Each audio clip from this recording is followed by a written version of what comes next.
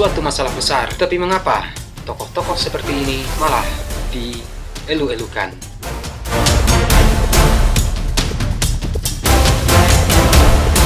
Bajak laut seolah menjadi contoh dari perlawanan yang korup dan munafik.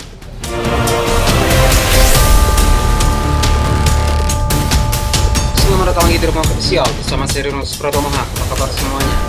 Bajak laut adalah salah satu ikon budaya pop yang paling bertahan sampai sekarang.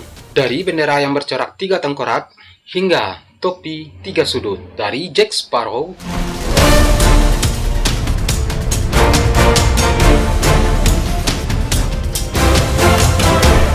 hingga Monkey D. Luffy.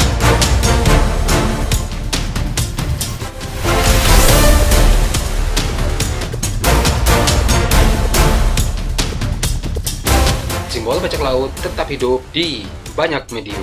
Banyak orang tua yang fanatik dengan ikon ini, bahkan kesukaannya diwariskan kepada anak-anaknya lewat nonton Pirates of Caribbean di bioskop, lewat Lego bajak laut, lewat poster, hingga yang berbentuk manga dan buku cerita. Pengikut cerita One Piece bahkan lebih total dalam mewariskan fanatisme ini. Namun, disinilah letak persoalannya. Sejatinya, bajak laut adalah perampok, perompak, pencuri, hidup tanpa hukum, mengacaukan jalur perdagangan, dan merampas hak orang lain.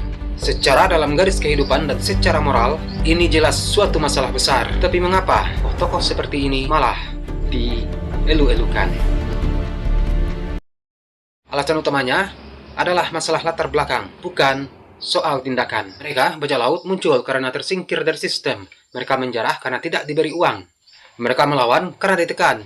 Mereka mencuri bukan karena serakah, tapi karena lapar. Dan juga, mereka bukan mengacau karena suka kerusuhan, tapi karena tak punya tempat dalam masyarakat. Dan itulah wajah bajak laut yang jarang dibicarakan. Budaya populer menangkap lapisan ini dengan baik. Adalah seorang Jack Sparrow, bukan seorang perompak brutal, tapi dia adalah pengacau bagi Imperium Inggris dan Spanyol.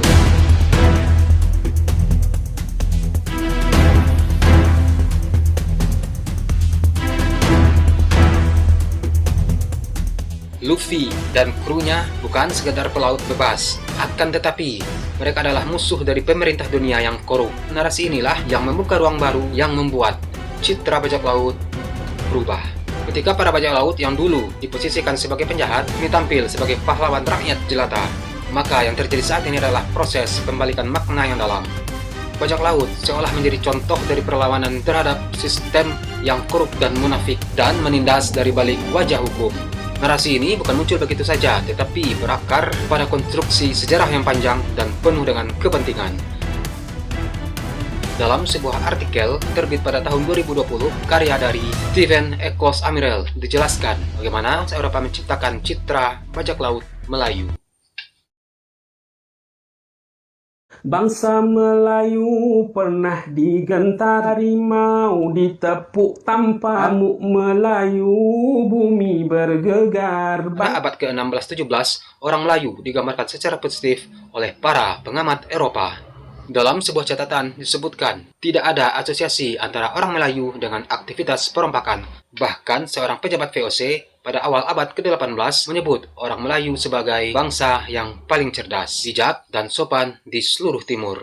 Akan tetapi, citra ini tidak bertahan lama. Seiring bergesernya posisi bangsa Eropa dari tamu dan mitra dagang menjadi kekuatan kolonial yang dominan di Nusantara saat itu, narasi dan anggapan tentang orang Melayu pun ikut berubah. Di saat orang Eropa mulai bersaing untuk menguasai jalur perdagangan dan wilayah, orang Melayu tidak lagi dilihat sebagai sekutu, akan tetapi dilihat sebagai ancaman. Mereka digambarkan sebagai bangsa yang licik, pemalas, dan memiliki kecenderungan terhadap kekerasan dan perompakan.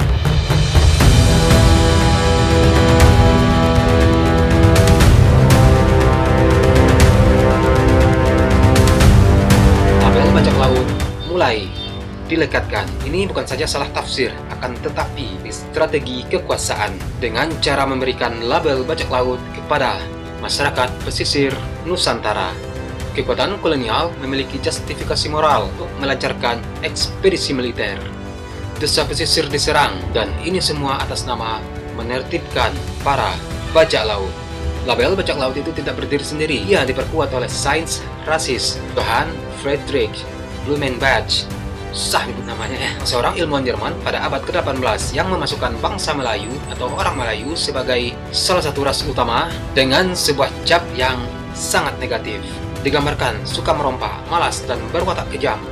Dan disinilah citra bajak laut bukan lagi tentang tindakan, tapi soal ras dan identitas. Pandangan ini mulai menguat sejak akhir abad ke-18 yang kemudian ikut mengubah cara pandang orang Eropa terhadap orang Melayu.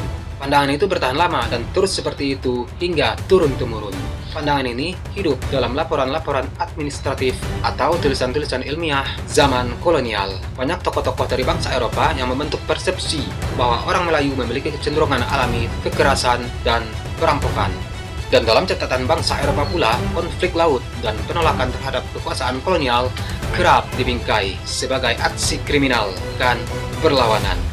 Multatuli mengecam bagaimana Belanda menyebut perlawanan pribumi sebagai aksi bajak laut, sedangkan penindasan-penindasan yang dilakukan Belanda dianggap sah. Jajahan disembunyikan di balik kata penertiban.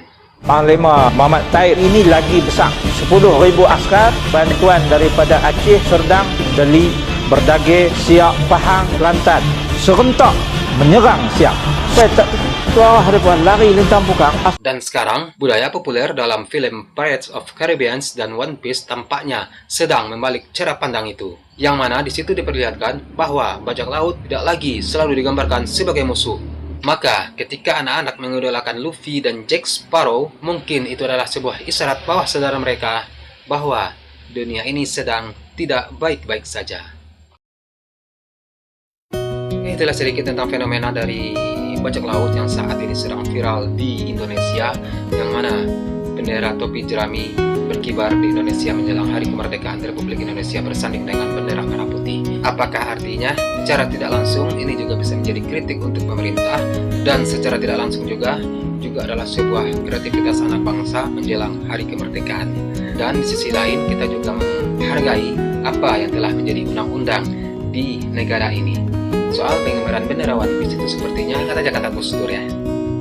Pernyataan Presiden keempat RI, Gus Dur, tentang pengibaran bendera selain merah putih kembali mendapat sorotan. Kalian boleh mengibarkan bendera lain, tapi jangan lebih tinggi dari merah putih.